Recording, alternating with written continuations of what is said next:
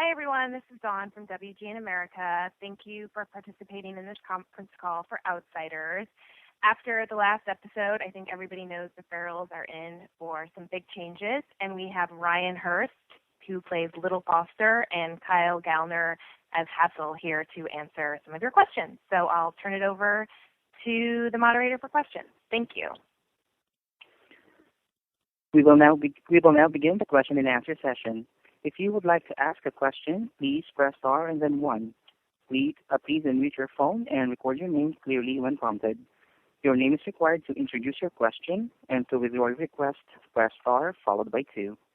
One moment, please, for the first question. Our first question will come from Susan Lanil. You have an open line. You may begin. Hi, good morning. Thanks for taking our call. Yeah, of course. You got it. Yeah. I have a question for each of you. Ryan, how is this character different from the ones you played previously? I think that you're probably referring to Opie from Sons of Anarchy, just because they look similar. But I'd say,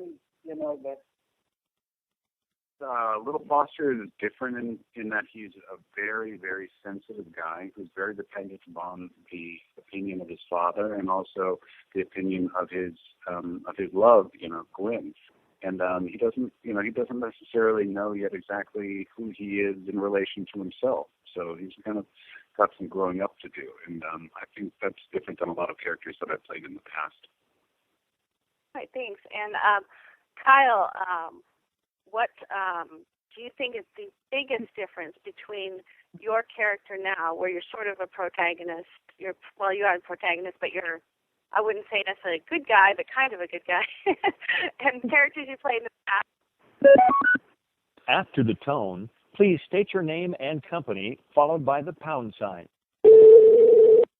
Diana with Metal Life. Thank you.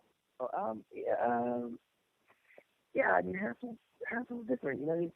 He's a little more grown up, but he is. He's still a little reckless. He's a little bit of a wild child, but he has a big heart, and he loves fiercely and he loves his family. And at the same time, where that maybe not good guy thing comes in is that he can be kind of savage and violent at times. But I think that really just is the nature of the beast. I think that's who we are. So, I think there's a lot more depth to this guy than a lot of the stuff I got to play, particularly on TV. When I was younger, there's just more to him. He's not a cut and dry bad guy, and he's not kind of like a meek sort of helpless victim. He's very much a full person with a lot going on. So yeah, I think that's the difference. I'm not totally sure, but he feels different. All right, thanks a lot. I appreciate you guys. Yeah, you got it. Thank you. Once again, to our participants, to ask a question, please press star followed by 1, and to withdraw your request, you may press star followed by 2. The next question will come from Tony Talado. You have an open line. You may begin. Thank you. Great to talk to you guys. What's interesting about this show is that your characters live in like this self-contained world, although the outside world obviously creeps in. As actors, how do you kind of prepare yourselves to kind of be in a world where essentially you're all off the grid?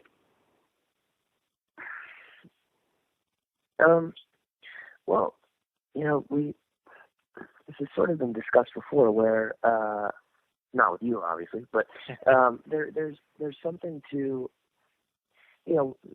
people ask you, did you go to Kentucky? Did you go off the grid? Did you actually go live that life? And you can do that. And there's things where I personally read books and kind of tried to study the life. But Ryan's mentioned before that one of the biggest things was, this is a totally fictional world. And once we got on the set, we got onto, we got into our wardrobe, and we, got tattoos on, and we got, we really stepped into these characters' shoes, and then you show up on set with, these amazing buildings, and you really get to step into our world for the first time. I think that probably helped inform things more than anything else.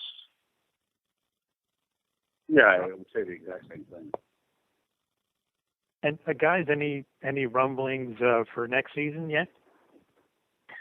Your guess is as good as ours, man. Yeah. I mean, who knows? The numbers seem pretty good, but we haven't got the pickup yet, so who knows? Yeah, we haven't heard. We're going into episode 8 and still no word. So I don't know what they're waiting for. The numbers, like Ryan said, the numbers are good. So fingers crossed. All right, great. Well, I'll keep mine crossed as well. Oh, thank you. Thank you. And our next question will come from Diana Marsh. You have an open line. All right, guys. Thank you so much for answering our questions. Of course, we really appreciate your time. My first question, though, is to Kyle. Kyle, over your television and movie career, your roles have been a little eclectic.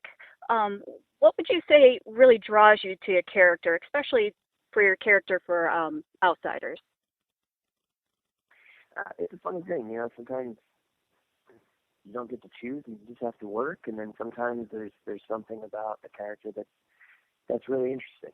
I like to tell good stories whenever I can and just play interesting characters. Like you said, it's been eclectic, and that's sort of been on purpose. I like to do all sorts of different stuff. The goal at the end of the day, I would like to be considered a bit of a character actor, and I think that was one of the draws to Hassel. You get to put on the accent, you get to put on the clothes, you get to put on the hair, you get to put on the tattoos, you get to really create this guy who is so not you. And that was one of the really exciting things that really drew me to the show. This script in the world was extremely interesting, and couple that with the fact that I really thought I could do a lot of interesting, or try to do a lot of interesting stuff with Hassel. It was kind of a no-brainer for me. Awesome. Thank you. Appreciate it. Thank you. Once again, to our participants over the phone, to ask a question, you may press star followed by 1, and to withdraw your request, press star followed by 2.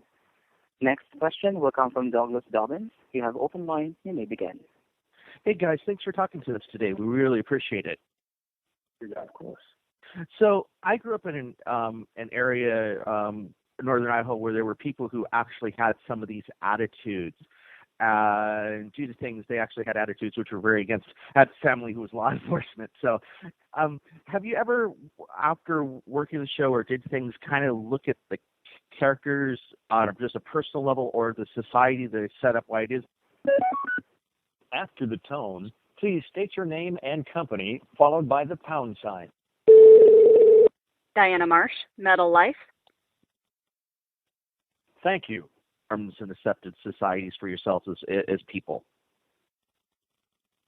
Yeah, well, I mean, I think it's, to me personally, I don't necessarily know that I've taken so much into myself, from my experience, but what I found the most interesting is that the sort of the zeitgeist, behind this whole thing is, oh my gosh, these people are off of the grid, and it wasn't that long ago that nobody had cell phones, and now it's this enormous, electronic leash that we have that everybody feels so codependent to, and that is what I find the most interesting is while we're doing these type of precedents, is a lot of people ask, like, oh, could you, be unplugged? Could you go off the grid? And it was like, it wasn't that long, like, sure, I've been to summer camp. Haven't we all been to, it's like you've been on a boat somewhere and not been able to check your emails, is right. I think that's really sort of, a powerful statement, to the times, that's not necessarily, directly connected to Outsiders. But, with regard to the show, I think one thing to remember is that this is a totally fictional, landscape that we're creating. But on top of that is that the Ferrells weren't necessarily a clan that broke away from society. They were a clan that never integrated themselves into society because they had their own tradition. So it's a little different than sort of anything that actually exists. Because I don't necessarily know that there's a clan of people in the United States that haven't been a part of normal culture here. Okay, yeah, I can see it. I was kind of always wondering that because I, as a person, listened to to people who do that, and I could say in my experience why they work on the thing. Mennonites and things, they touch culture in like some of the southern BC, northern Idaho area, but they are very opposed, and it's interesting their views on us looking at us as people who are minor in society, and I definitely get your whole cell phone deal. Looking back, and it kind of makes you, at least for me, kind of made me thought a little bit about how we accept norms in our lives, and are we actually really the normal people or not in some ways? Absolutely, that's a great point. That's an absolutely great point. I think it's one of the the sort of the ideas behind the title of the show, which is who is the outsiders, and nobody has a real claim to that. The claim to being normal is a word that we all made up. So. Great, thank you guys. You got it. Thank you. And our next question will come from Diana Marsh. We have an open line. All right, well, this question is for Ryan. So, Ryan, with your character, Little Foster, I'm out of here. where he's going in the show, how would you like to see your character develop? Where would you like to see the role lead to? I'm not sure. I kind of like the slow, agonizing pace that he's sort of coming into his own. I like the fact that it's driving a lot of the audience crazy of that this guy doesn't really speak up for himself and doesn't sort of stand up to his father. I think that inevitably he'll sort of find his own way, and it'll be a strong and true and gentle sort of way, and maybe he'll end up leading some people, maybe he won't. But I think it'll be, I'd like to see him, become a strong leader. I think that would be fun to watch. Well, he's definitely a departure from what we normally see you as. Now, do you see yourself at all in Little Foster? No, not really at all. That was one of the harder parts for me, is that trying to find a genuine sort of deference to a domineering father figure was not something that came easily to me. So to remain very sort of innocent in the face of somebody being very sort of violent and angry on a consistent basis, seeking that type of approval was not something that I personally was very used to. So it was a challenge. Perfect. Thank you. You got it. Thank you. Once again, to ask a question, you may press star followed by 1. The next question will come from Laura Bolfo. You have an open line. Okay. Hi, Ryan and Kyle. The show is great, so thank you so much for joining us. Mm-hmm. Thank you. Oh, hi. Okay, I didn't know if you could hear me. And I love this. My hometown is actually West Virginia, near the border of eastern Kentucky. I live in the area where the hot dogs and McCoys used to be. So that's why I kind of like, the hills. Home. Yeah. Anyway, so I wanted to know, now, when you both were preparing for your roles, did you have to do research, or where did you research to understand how to bring your characters to life? For me, it was, research in the darkest caverns of my imagination, is when you're making a fictional character, is the most useful thing is sort of what you can kind of bring to the table. And also, something that my mother always told me is that a great actor is a great observer. So a lot of it was sort of withheld until we were, the entire cast of the Ferals, were there together. And it was a communal, very communal creation where we were really playing off of each other, discussing things together, and also. After the tone, please state your name and company, followed by the pound sign. Diana Marsh, Metal Life. Thank you.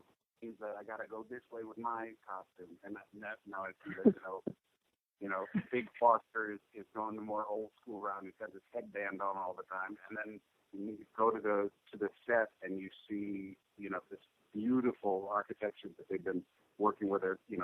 Taking parts of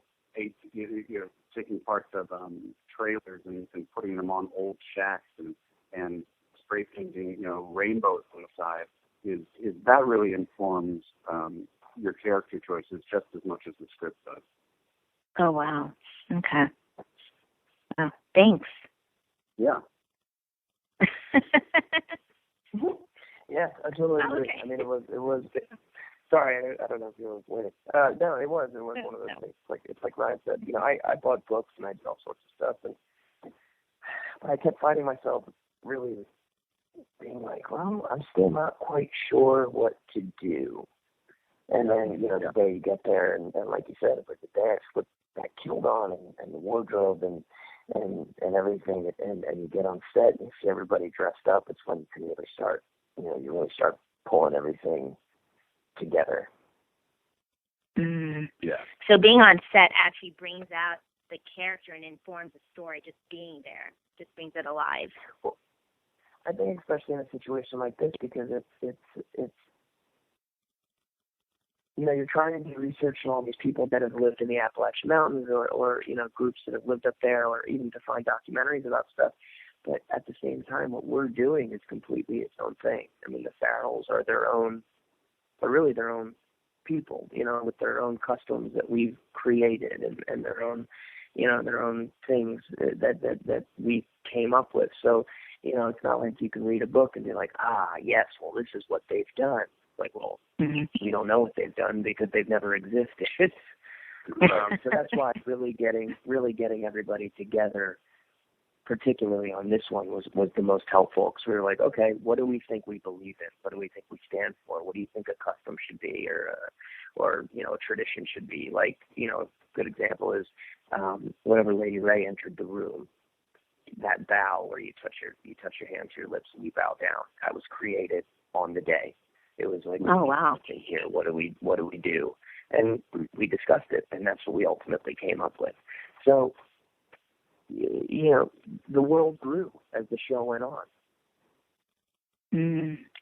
Okay. And just as a follow-up to that question, so are there a lot of unscripted moments where all of you and the cast will just add something on the spot that wasn't originally in the script? I'd say that, unscripted, I'd say that there was a lot of input from the cast in general. Is, again, like this, when you're creating a fictional culture, is the best part is that, Peter Mattei, the creator, was very open and willing to collaborate with everyone. Is that, when we said, what about this and what about that? Or if we had questions, he was not afraid to say, I don't know. When we were, everyone was pressing him for, well, what is this culture's, like, essential religion? And he was like, I don't know yet. Let's find it together. And he really welcomed, everybody kind of participating in that. And on different levels, so I don't necessarily know that, there was a lot of improv, so to speak. I mean, there was a normal amount. But going into things is when the scripts would first come out, is, the cast would come back with lots and lots and lots of input that was genuinely enriching the show, is making it, is foundationally, like giving the